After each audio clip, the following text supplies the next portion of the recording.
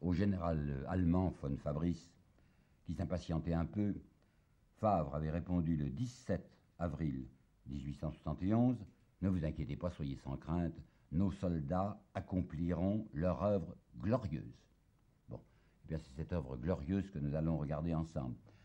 Une épopée, c'est mieux qu'une épopée, c'est même une croisade, parce qu'il faut remarquer que les Versaillais ont encadré leur action militaire contre Paris entre deux dates saintes.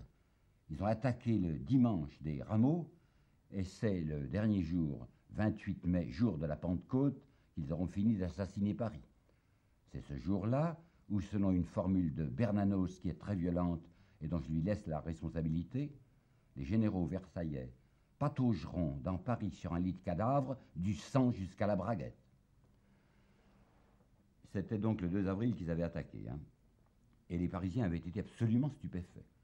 Parce que si, du côté des responsables, on se doutait bien qu'il y avait quelque chose de dangereux qui se préparait du côté de Versailles, la population de Paris restait encore pleine des illusions que je vous ai racontées.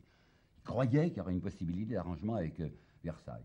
Alors quand tout à coup, dans Paris, on a entendu des salves d'artillerie, des explosions, il y a pas mal de gens qui se sont dit « Tiens, c'est une fête qui se déroule comme ça dans la banlieue, du côté de Puteaux, du côté de Sèvres, qui proclame elle-même sa commune, comme nous l'avons fait le 28, c'était pas si longtemps, hein, le 28, tirant aussi de joyeuses salves d'artillerie.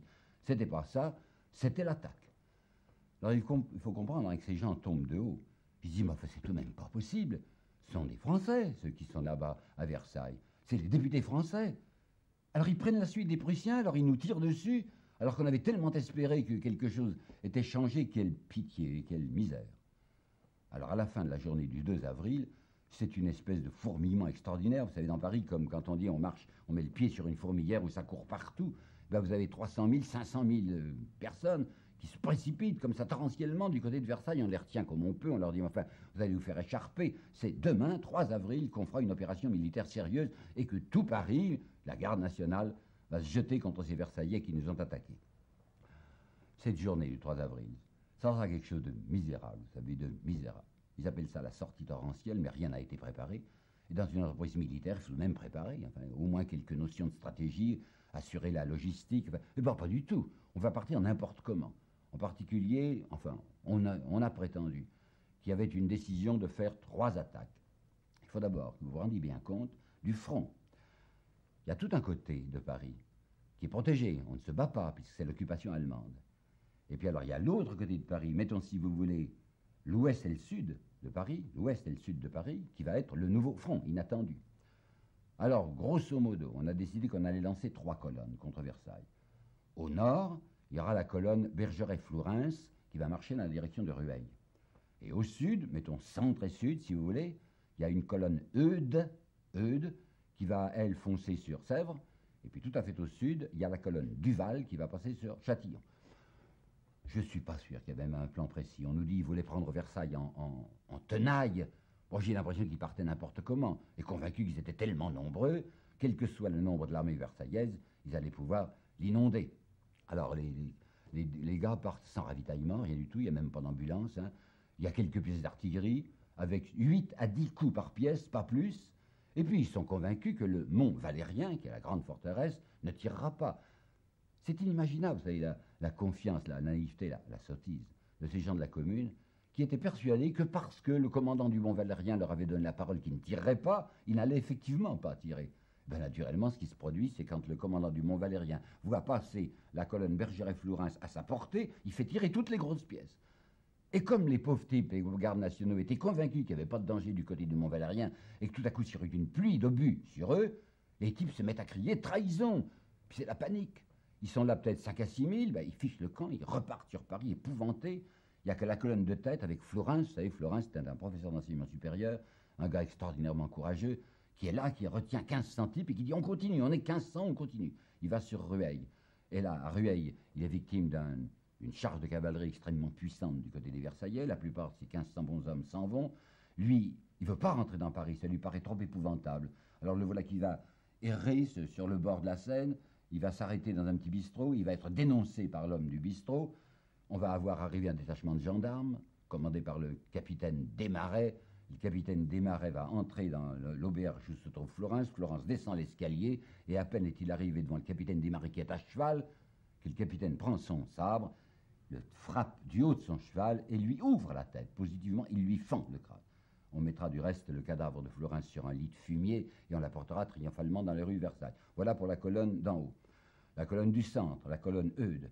Eh bien, dès qu'ils ont vu que le Mont Valérien tirait, ils se sont repliés. Au moins là, il y a une panique, c'est entendu, mais on n'a presque pas perdu d'âme.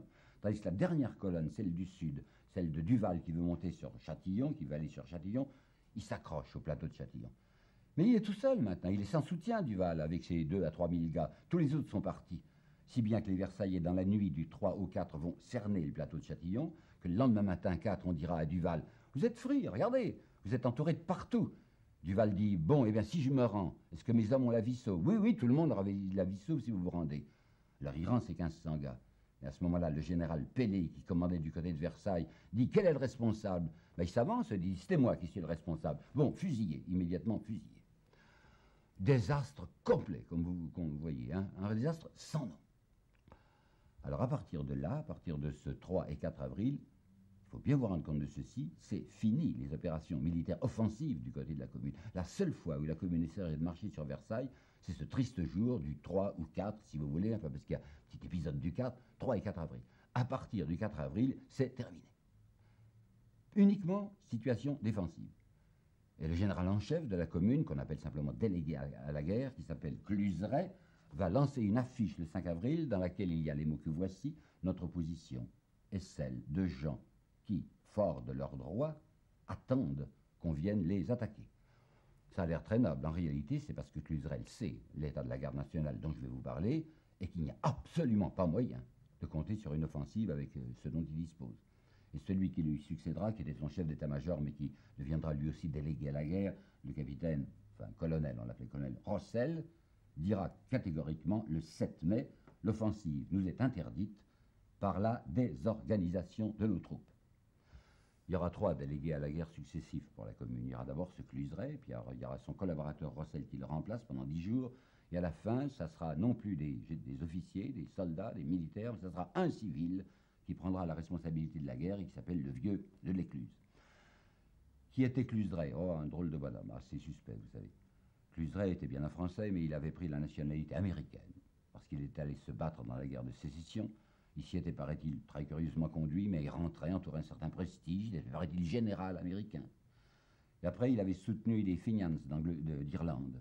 Puis après, il avait, pendant la guerre de 1870, pendant la guerre franco-allemande, il s'était proposé à Gambetta, mais comme général. Et Gambetta, qui avait un peu examiné le bonhomme et qui savait ses antécédents, ne l'avait pas voulu de lui comme général. Alors il avait estimé que c'était indigne de sa personne de servir comme simple soldat. Il était passé en Suisse tranquillement, il avait attendu la fin de la guerre 70. Et puis lorsqu'il y a eu la commune, alors il est venu se présenter à la commune, disant « Je suis un général, je me mets à votre service ». Un homme courageux, dirais-je, il faut le reconnaître. Courageux, mais qui ne pouvait rien faire. Alors il y a Rossel qui essaiera désespérément de faire quelque chose. Rossel qui était un capitaine de l'active, il était un capitaine du génie, et je consacrerai un petit moment à Rossel la prochaine fois pour vous indiquer qui était le bonhomme. Il voit qu'il n'y a absolument pas moyen d'obtenir quelque réorganisation que ce soit de cette garde nationale. Enfin, ce sera ce civil de l'Écluse qui prendra ça désespérément avec le sentiment qu'essayer de tenir en main la garde nationale, c'est aussi impraticable que de saisir une poignée d'eau. Vous voyez, nous sommes en présence de quelque chose que l'histoire ne dit pas assez, surtout les historiens favorables à la commune, et sur laquelle nous ne devons pas fermer les yeux, à savoir que ça a été une catastrophe, un cirque, c'est un capharnaüm, une gabegie, l'armée des communards. Qu'est-ce qu'est leur armée? C'est la garde nationale. Eh bien, il y a d'abord le comité central, dont je vous ai déjà dit, qui n'avait pas voulu se dissoudre. Le comité central, je vous rappelle, c'était le comité des 35 gars qui avaient été nommés par la fédération de la garde nationale pour les représenter devant Versailles. Ce comité central avait saisi le pouvoir parce qu'il fallait bien lorsque Thiers s'était replié sur Versailles, il avait fait l'interrègne du 18 mars au 28 mars. Le 28, la commune avait été établie. Il devait naturellement, ce comité central, se dissoudre, et il ne s'était pas dissous du tout. Eh bien, il va passer son temps, pendant les 2 petits mois qui restent, passer son temps à ennuyer, et j'emploie le terme le plus modéré, et ennuyer les gens de la commune qui pourtant ont constitué leur comité de guerre, enfin leur commission de la guerre, à qui tous les pouvoirs militaires doivent être remis. Et le comité central ne veut pas, il prétend se mêler de tout. S'il n'y avait que ça, s'il y avait le comité central et son intrusion, mais vous savez qu'à l'intérieur même de la commune, il y a des gens qui se mêlent de tout. Félix Pyat, dont je vous ai cité la phrase de Malon, je crois, disant de lui, c'est le mauvais génie de la commune. Félix Pyat, on a la preuve qu'il donnait directement des ordres à tel et tel officier. C'était du temps de Rossel, il y a eu une prise de bec épouvantable entre Rossel et lui, et c'était Rossel qui avait raison, mais Félix Pyat se mêlait de tout. J'ai trouvé, il n'y a pas longtemps, chez un marchand d'orthographe, une lettre de Cournet, qui était aussi un des membres, Cournet, hein, un des membres de la commune, qui se mêle de donner des instructions militaires. En fait, tout le monde commande. Alors, résultat, aucune unité de commandement. Et puis alors, à l'intérieur même de la garde nationale, c'était misérable. Vous savez, c'était le complet désordre. Premièrement, il avait été décidé, vous le savez, ils l'avaient assez exigé, que tous les officiers soient élus. Alors, les élections étaient permanentes parce qu'on élisait un officier, puis il était contesté par ses hommes. Il était révoqué par on ne sait pas qui, quelquefois par le comité central, quelquefois par la commission de la guerre, quelquefois par un membre de la commune. Alors c'était un cirque, il n'y avait pas de commandement. À l'intérieur même des bataillons, les chefs changeaient tout le temps. Puis il y avait des masses de planqués, comme nous dirions aujourd'hui. Le grand état-major de la garde nationale, qui était Place Vendôme, et où touchait une salle de supérieur, mais il était rempli de gens.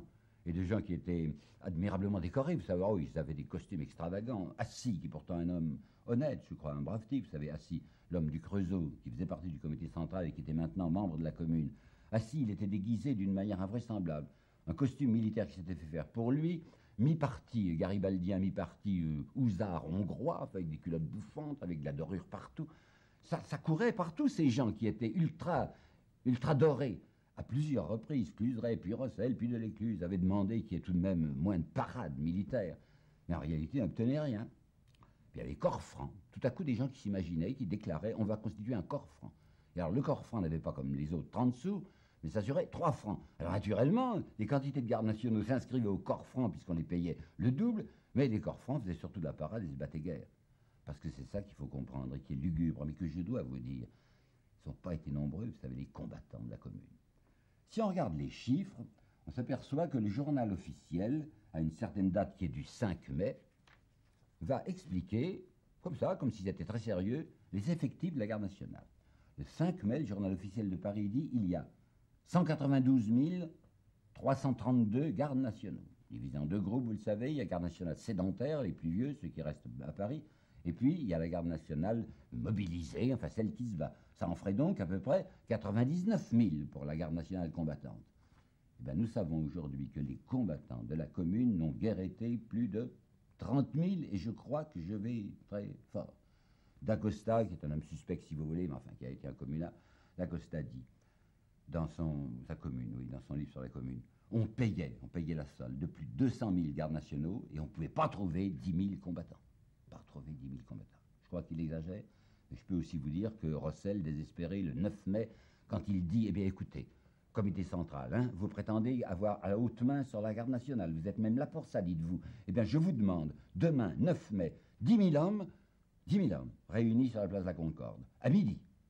Eh bien, le comité central fera ce qu'il pourra, il y aura 7 000 hommes, c'est même pas sûr qu'il y avait 7 000, c'est tout ce qu'on a pu trouver. On avait déclaré aussi qu'il y aurait un roulement, ce qui est naturel, quoi, un roulement des bataillons qui irait au feu. C'est pas vrai, il n'y avait pas de roulement. C'est toujours les mêmes qui se faisaient tuer, surtout le 101e bataillon, dont je vous dirai quelque chose tout à l'heure. Alors il faut que je vous apporte l'avis de gens qui sont des témoins, enfin, qui nous ont dit la vérité là-dessus. Le 25 avril, en séance de la commune, Tridon dit « Nous sommes dans le chaos ». Le 28 avril, Avrial, un membre respectable, un brave type de la commune, va dire « La désorganisation est partout. On nomme des chefs qu'on révoque le lendemain. C'est du suicide ». Dès le 8 avril, Cluseret avait lancé un appel assez tragique. Écoutez bien ce qu'il dit, c'est par affiche, hein. Notre armée, espoir et salut du peuple, est à la veille de sombrer. Il avait dit ça le 8 avril. Le journal La Sociale du 14 mai parle de liquidation. C'est une liquidation par la faute du comité central qui excite les soldats contre les chefs et les chefs les uns contre les autres. Benoît Malon, qui se réfugiera à Neuchâtel. C'est à Neuchâtel qu'il a publié sa 3e défaite du prolétariat à l'automne 1871. Voici les phrases de Benoît Malon. La garde nationale était complètement désorganisée, un état-major sans direction, des officiers pour la plupart incapables, l'intendance nulle. Tel était le côté militaire de la situation de la commune. Bon, il faut vous le dire ça, parce que c'est vrai, quoi, puis que ça se dit pas assez. Mais il faut dire aussi, parce que c'est également vrai, qu'il y a eu un certain nombre, un petit nombre, mais un certain nombre, de ce qu'il faut bien appeler, j'aime pas tellement le mot, des héros. Il y a un instant, je vous parlais du 101e bataillon, mais c'est vrai que ce 101e bataillon, il était tout le temps au feu, et quand on voulait le faire repartir, ben il repartait. Il y avait 10 gars, 10 canonniers à la porte-maillot, 10 canonniers porte-maillot pour 12 canons. Et ben, les 10 canonniers se feront tuer sur place, ils se feront hacher sur place. Je viens de prononcer le mot canon, j'ai oublié de vous dire un chiffre qui est effrayant, qui révèle cette organisation, cette anarchie incroyable. Il y avait 1740 canons disponibles, et la commune en utilisera 320.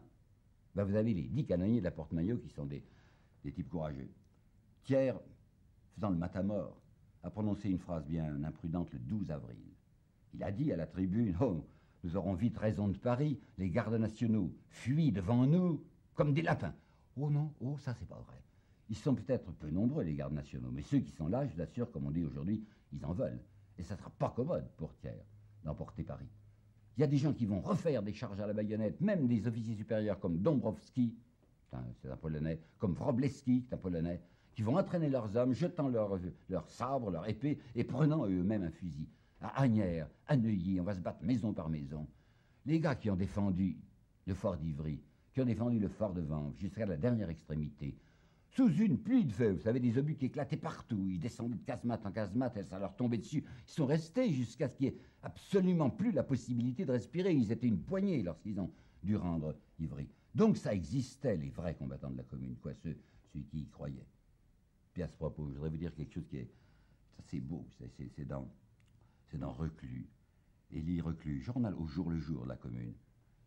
Il dit, ce qui était saisissant, c'est de voir partir les équipes qui allaient au feu et qui se doutaient bien que la plupart y resteraient.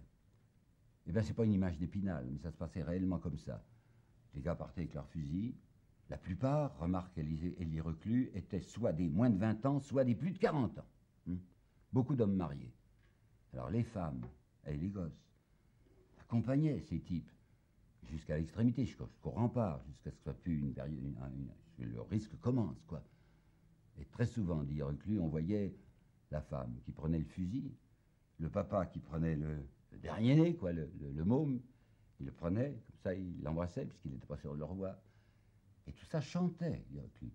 Ils chantaient parce qu'ils y croyaient. Ils chantaient quoi, le chant du départ? La République nous appelle.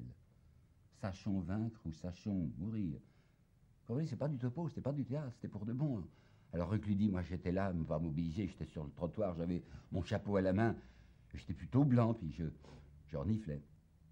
Là voilà, cette grandeur de la commune, ça existe, hein, ça c'est quelque chose de sérieux. Les étapes, oh, vous savez, c'est minable, on peut bien le fixer. À partir du 18 avril ou 17 avril, c'est à peu près fini parce que Asnières est tombée. Asnières, c'est dans la presqu'île de Gennevilliers. Dès le 4 avril, toute la presqu'île de Gennevilliers avait été occupée par les Versaillais. Ils vont dépasser la Seine à partir du 18 avril. Ils vont rentrer dans le bois de Boulogne. Le 8 mai, il y aura la chute du fort d'Issy. Le 14 mai, il y aura la chute du fort de Vanves. Puis il y aura, à partir du 18 mai, environ 17 ou 18 mai, un bombardement, mais foudroyant et ininterrompu avec d'énormes pièces de marine sur les remparts. Si bien que ces remparts seront finalement à peu près abandonnés, parce qu'ils sont intenables, aussi intenables que le fort d'Issy. Mais la commune, et c'est une grande culpabilité, passe son temps à mentir à l'égard de la population parisienne. Ne lui dit rien. Toujours dans les journaux, il y a un succès, un immense succès qu'on vient de rapporter. Si le fort d'Issy est tombé, c'était un malheur ruine, c'est pas très grave. Mais c'est tellement prodigieux ce mensonge que ça serre le cœur de lire dans le journal au jour le jour de ce Élie Reclus dont je vous ai parlé, ceci, qui est daté du 21 mai, vous retenez, qui est daté du 21 mai, je commence vraiment à croire que nous allons gagner la partie. Or, ce 21 mai, c'est le jour où les remparts ayant été abandonnés, 60 000 Versaillais vont entrer dans Paris. La population était tellement loin de s'en douter qu'avec une grande fête ce jour-là, un grand concert qui est donné aux Tuileries, Il faisait très beau, ce dimanche 21 mai était un dimanche magnifique. Enfin, il y avait des tas de gens qui étaient là, il y avait des femmes avec de beaux chapeaux, il y avait des petits enfants qui jouaient, il y avait 200 choristes qui chantaient la Marseillaise. Pendant qu'on consommait des glaces, pendant que les enfants regardaient un guignol, à ce moment-là, la porte du point du jour tombait et les Versaillais entraient. Ils entraient avec un fameux mordant, je vous assure. Si du côté de l'armée de la Commune, il y a ces choses sombres et tristes que je viens de vous dire, du côté de l'armée versaillaise, c'est magnifique. Vous savez, il y a un moral, il y a un mordant. Mais c'est les civils qui sont admirables, ils ont un mordant incroyable. Écoutez la circulaire de Simon, qui est le ministre de l'Instruction publique, un spiritualiste, Simon, hein. Élie Reclus dit c'est la morale au pouvoir. Eh bien, il a envoyé une circulaire au recteur. La France serait indigne de son passé. Elle se trahirait elle-même et trahirait la cause de la civilisation si elle ne se levait pas tout entière contre cette minorité impie qui nous ruine et nous déshonore. Vous savez, M. Favre, maintenant, circulaire diplomatique, c'est l'homme des affaires étrangères, Favre. Hein. Circulaire diplomatique. Les vieux codes barbares sont dépassés par le banditisme qui, sous le nom de commune, se donne carrière à Paris. Dufort, maintenant, c'est le ministre de la Justice. Alors, circulaire au procureur. La commune est une dictature usurpée par des étrangers ou par des repris de justice. Elle révèle sa vraie nature par le vol avec effraction de nuit à main armée chez les particuliers, ce qui ne se produisait pas. Picard, c'est le ministre de l'Intérieur, lui, circulaire au préfet, parle des prisonniers, les premiers prisonniers qui sont arrivés, vous savez, le 3 et 4 avril. Jamais la base des démagogie n'avait étalé au regard des visages plus ignobles. Des journaux, si vous voulez, maintenant, Sarcey, vous avez déjà parlé de son drapeau tricolore. Eh bien, ça, c'est dans le Gaulois, ceci. Il parle de Vallès. Il sait que Vallès est communard. Et il va l'interpeller. Vallès, tu es la paresse, tu es l'envie, tu es l'orgueil, tu es le communisme. Il faut que Paris cède et soit vaincu. Dut-on ensevelir l'insurrection sous les ruines de la ville en flammes? Il n'y a pas de compromis possible. Je m'arrête là sur la ruine en flammes. Vous savez que Paris va flamber, hein? On dira que c'est les communards. Et en effet, pour une grande part, ce sera les communards. Mais n'oubliez pas que les gens de Versailles disent qu'ils sont décidés à ruiner sous le feu de leur bombardement, cette ville plutôt que de céder. Quelques témoignages individuels. Voilà Jules Ferry, par exemple, c'est l'ancien maire de Paris. 9 avril, il écrit à son frère, il exulte. Les troupes sont pleines de résolution et d'entrain. C'est rouge. Quel scélérat. Comme je suis fier d'avoir toujours eu le privilège de leur haine. En mars, il avait déposé, disant qu'il avait vu Vallès. En mars, il y avait eu un procès à Paris sur les gens du 31 octobre et du 22 janvier, qu'il avait vu Vallès le 31 octobre à l'hôtel de ville, alors que Vallès n'avait pas été à l'hôtel de ville. Si je vous raconte ça, c'est pour vous donner la valeur des assertions de M. Jules Ferry. Il faut aussi un peu regarder le carnet intime de Mme Sand. Le 4 avril, avait explosé de joie. 4 avril, vous savez, après le désastre des communards. 30 000 insurgés ont été anéantis sous le feu du Mont Valérien. 17 avril, Paris est lâche. Il fait semblant d'être trop républicain pour tenir tête à ces misérables. 19 avril, la Commune, c'est Paris aux mains des brigands qui l'exploitent jusqu'à ce qu'il n'y ait plus rien. 15 mai, elle écrit à Alexandre Dumas, fils, ces pleutres parisiens qui pourraient être à 100 contre 1, au moins, lui, le paysan, au moins, il a, écoutez bien, c'est beau, hein, il a l'amour féroce de la propriété. Des hommes comme ça, c'est sérieux. Élégante et biblique, lorsque la Commune s'effondrera, Madame Sand commentera ainsi, c'est la tour de Babel tombée dans la merde. Bon, ben l'armée, Thiers l'avait mis sous la direction de qui? Il avait hésité, en principe ça devait être Vinoy qui était responsable, mais il en voulait beaucoup à Vinoy d'avoir perdu la tête, comme lui, Thiers, le 18 mars. Alors il avait choisi MacMahon. MacMahon, c'était le pauvre homme qui avait été victime du désastre de Sedan, pas tellement par sa faute, mais beaucoup par la faute de Bazaine qui n'avait pas voulu le soutenir. Il avait reçu un éclat de but à la fesse, mais enfin il était très malheureux, parce qu'il était très glorieux, parce qu'il était un blessé de Sedan. Et bien entendu, on l'avait renvoyé très rapidement, puisque Thiers demandait à Bismarck de lui envoyer le plus possible de vieux soldats et de généraux. Il avait choisi MacMahon parce que Thiers, je vous l'ai dit, se méfie des officiers en se disant s'il y en a un qui se met en vedette, puisque c'est une opération militaire, hein, un général triomphant, ça peut être redoutable s'il veut faire de la politique, tandis qu'avec MacMahon, on est tranquille. MacMahon est un timide, c'est un respectueux même. Et nous avons d'un journaliste versaillais cette phrase que je trouve très remarquable, c'est Pessard qui a noté ça. Il dit, Monsieur Thiers en confidence dit, j'ai bien choisi avec MacMahon, il est très timide. Dans ma voiture, il laisse toujours une petite place entre lui et moi. Et ce même journaliste décrit MacMahon en disant « Une tête extrêmement petite, juchée au haut d'un long corps, cherchant ses mots et les trouvant rarement. » Eh bien, MacMahon, c'est tout à fait l'homme qu'il lui faut parce que Thiers a décidé qu'il serait lui-même le général en chef. Et il faut savoir effectivement qu'il prend à cœur sa tâche. Il a toujours été passionné de Napoléon, il se fait le stratège à la suite de Napoléon, et comme c'est lui qui, en 1840, quand il était président du Conseil, a fait construire l'enceinte circulaire de Paris et les forts, il veut montrer que Paris est devenu imprenable, sauf par celui qui avait organisé la défense même de Paris. C'est lui, c'est M. Thiers, qui va tout commander et qui triomphera de ces remparts inexpugnables qu'il avait élus et qu'il avait édifiés en 1840. Il va beaucoup sur le champ de bataille. Oh, vous savez, assez loin, parce qu'il n'aime pas les dangers. Mais enfin, il se montre tout de même avec... il avait d'habitude une redingote couleur puce et un beau chapeau haute forme un peu plucheux, couleur grise. Alors il se montre aux soldats, il inspecte, il prend la jumelle, il fait son Napoléon, il met, paraît-il, une main derrière le dos, tenant sa jumelle de la main droite, et il réunit tous les matins un conseiller de guerre. Le général du Barail nous racontera ceci. Monsieur Thiers exposait la situation et critiquait les manœuvres avec une verve intarissable. Il ne nous laissait jamais placer un mot. Il y a une chose dont il était particulièrement fier, Thiers, c'est la redoute de Montretout. Une redoute de Montretout qui s'élève là à une certaine hauteur et qui permet un bombardement assez vaste de Paris. Il a assemblé là des pièces de marine. Les amiraux sont d'un dévouement extraordinaire. Alors on a fait venir de grosses pièces de marine. Et là, depuis ce Montretout, on peut ouvrir ce feu effroyable contre les remparts de Paris, du moins une section des remparts, de telle manière qu'ils seront intenables. Alors, M. Thiers va écrire à M. de Broglie. Broglie, vous vous rappelez peut-être, c'est le duc de Broglie, qui est ambassadeur pour l'instant à Londres. Le 10 mai, Thiers, écrivant à Broglie, lui dit ceci avec joie, enfin avec fierté. Il y a cette grande batterie de quelques 100 bouches à feu que j'ai fait élever là, avec une promptitude qui a fort étonné les hommes spéciaux. Qui c'est les hommes spéciaux? Eh bien, c'est justement les généraux. Alors, ce que j'ai à vous dire sur les généraux, c'est qu'il y avait une véritable bousculade de généraux pour servir Thiers. Tant que ça avait été la guerre contre les Prussiens, les généraux de Paris, et d'ailleurs, avaient été incroyablement mornes, vous savez, apathiques. C'est une guerre qui les intéressait pas, c'est une fausse guerre, c'est une mauvaise guerre. Mais maintenant qu'il s'agit d'une guerre sérieuse, c'est-à-dire d'une guerre contre les prolétaires, je vous assure qu'ils se retrouvent, ils sont crépitants, ils sont incandescents. Je sais bien qu'ils pensent aussi aux avantages de la guerre. Pour les généraux, Tolstoï nous l'a rappelé dans La guerre et la paix, la guerre, c'est des risques, mais pas tellement pour les généraux. Mais c'est surtout des hautes payes, c'est des avancements, c'est des promotions, c'est des décorations. Alors ils sont là à se battre pour se proposer. Et même, on voit les généraux de l'Empire, que Thiers ne va pas oser utiliser, je vais vous dire pourquoi, qui écrivent les uns et les autres à Thiers pour se proposer. Bazaine, l'épouvantable bonhomme de Metz, va écrire qu'il se met, avec tout son courage et toute son intelligence, à la disposition de la société qui est menacée.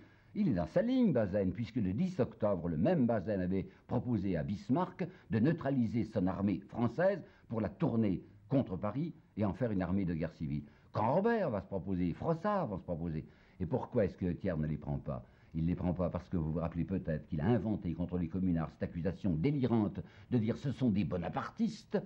Alors ça ne prendrait plus si on utilisait des généraux bonapartistes contre eux qui, paraît-il, sont les successeurs et les imitateurs du 2 décembre. Il y en a un qui aurait bien voulu se mettre en avant, c'est Ducrot. Ducrot avait été, par Trochu, chargé de la défense de Paris, mais il avait lutté comme il avait pu, c'est-à-dire fait semblant. Et Ducrot va être envoyé simplement à Cherbourg. À Cherbourg, c'est là où arrivent les prisonniers rapatriés. Et le 10 avril, s'adressant aux soldats de Cherbourg, il leur dit « Une tourbe de misérables essaie d'établir à Paris le triomphe de la paresse, de la débauche, du brigandage et de l'assassinat. Debout, soldats, allons les en chasser. » Thiers ne néglige pas non plus les termites, c'est-à-dire les gens de la 5e colonne qu'il a introduits dans Paris, et il y en a beaucoup. Et ces gens-là font du travail effectif. Raoul Rigaud, qui est le préfet de police, enfin qui s'est installé à la préfecture de police, fait drôlement son travail. Il ne surveille pas ces agents versaillais, qui sont nombreux dans Paris. Il y a des gens des ambassades, il y a un homme de la Croix-Rouge qui s'appelle Dardenne de la Grangerie, et qui, puisqu'il est l'homme de la Croix-Rouge, est insoupçonnable, mais va tous les jours à Versailles, de Versailles à Paris, et rapporte des informations précieuses du côté des Versaillais. Néanmoins, Thiers sera bien déçu parce qu'il n'y a pas moyen d'acheter un seul membre de la commune. Il a offert 1 million à Dombrowski, c'est un nommé Vesset qui avait offert 1 million. Vesset sera arrêté parce que Dombrowski l'a immédiatement dénoncé. Ça, c'est une tristesse.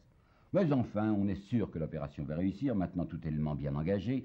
Et puis, si les gens de Paris, si les communards, si la presse communarde a inventé d'appeler les Versaillais les Prussiens de Versailles, M. Louis Veuillot accepte parfaitement et écrit dans ce journal le 10 mai, les Prussiens de Versailles feront ce que n'ont pas su faire les Prussiens de Berlin, ils le prendront, Paris, eux. Dès le 5 avril, le journal officiel avait pu signaler avec une espèce d'emphase contenue sur la nouvelle de l'échec subi par les insurgés, la bourse a monté de près de 1 franc. Et comme, le jour de Pâques, on avait fait une magnifique cérémonie religieuse et militaire, on peut dire que la trinité versaillaise souriait, la trinité du sabre, du goupillon et du coffre-fort.